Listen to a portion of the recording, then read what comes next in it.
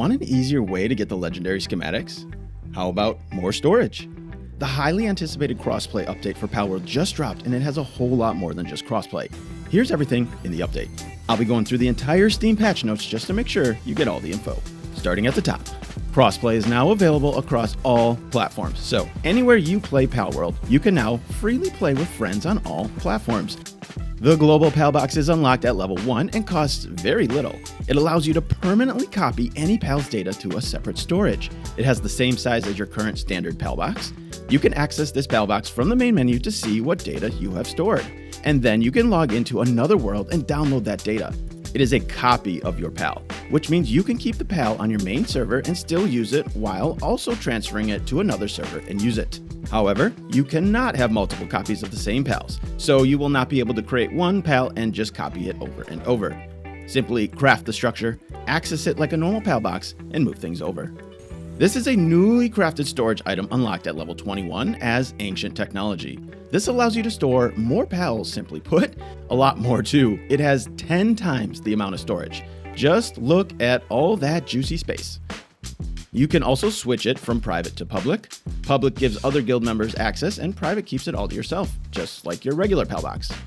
Transmog is now available. You can now adjust the appearance of your character without having the effect. Just craft the antique dresser, which was already in existence, and how you changed your appearance previously, and it has an option to change clothing. So now you can actually use all your cool hats that have abysmal protection. Yes, finally, whether you need to make better thumbnails or you just like taking pictures, a much welcome addition. It's still pretty limited in options, doesn't give you a way to change a bunch of things visually or move the camera complexly. But hey, it's a great start, and now we have it. You simply access it through the command wheel. The new drafting table is unlocked at level 45 and has a fairly cheap cost. But this thing is a godsend. You can now craft legendary schematics by combining smaller ones. That includes the legendary quad missile launcher and the plasma cannon. There is no limit to the progression. You can start with basic ones only and work your way up to legendary. For example, craft 5 basic ones to get one from tier 2. Then you can use that tier 2 to go up to tier 3 with 4 more like it, and so on. So every single schematic you get now has value. No more dumping them off at the merchant for a pathetic amount of gold. This will make grinding out legendary schematics infinitely faster. Those were the new items and content. Here are some important and really nice adjustments. Dedicated servers for Mac. Hooray for all you Mac players. Buildings can now be placed even if they overlap with a PAL.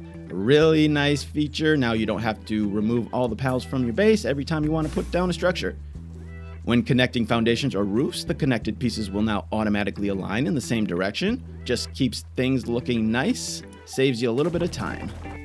Assigning an ice PAL to the flea market will slow down item decay in storage and sales. Added torches at the entrance of random dungeons for better visibility. Players can now sit on chairs and cushions. Some weapons that dealt ultra high damage to trees will no longer drop items upon destruction, just making your life a little bit easier so you don't constantly get over encumbered. Added new NPCs and improved NPC behavior during conversations. There's not any specifics on this one as to how many were added, but it's always nice to see more things put in the world. Adjusted elemental chest rewards. Dog coins will always drop from these chests, and they also have a small chance of containing work suitability books. I tested this out and I did not get dog coins, so we will have to wait for a future update to make sure that comes through. Increased experience gained from defeating the attack chopper. Increased the DPS of flamethrowers. Previously at around 450, it got a pretty significant bump in attack power. Adjusted the default attack used by electric and dark PALs when all active skills are on cooldown, making them more in line with the other elements. Some human NPCs now have work suitability and work animations when assigned tasks at a base. Summoned raid bosses can no longer damage other bases. I have definitely lost entire bases due to this, so a welcome change. Added water attribute to Mud. NPC event rewards have been adjusted. To maintain fairness, all NPC conversation logs have been reset, allowing players to claim rewards again. So you can go back to those previous NPCs and get some more rewards. Favorites have been categorized into favorite 1, 2, and 3 groups. Simply click on it to get to the next group. Another helpful improvement to even further improve our ability to manage our storage. Holding the plus minus button in the PAL Soul Enhancement UI will now continuously increase or decrease values. So now instead of clicking it every time, you can just hold down the button. Added a new sorting option for Palbox. Sort by work suitability level. Even further ability to keep yourself organized. Added a extra large text size option. This is probably going to be activated by default, so if you're wondering why your text is much larger, this is why. Added full screen mode. Added several new achievements. And then of course we have our bug fixes. Fixed an issue where players could get launched into space while climbing.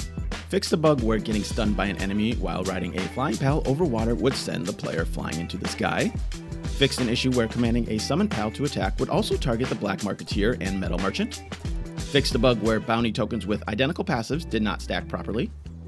Fixed an issue where players would sometimes get launched upward when dismounting Azurmane. Fixed an issue on dedicated servers where pals could get stuck on top of feed boxes. Fixed an issue where raiding NPCs could attack players through walls if they couldn't reach them. Fixed a bug on dedicated servers where bounty token effects were not applied upon login. Fixed an issue where attacking some NPCs did not add to the player's crime level.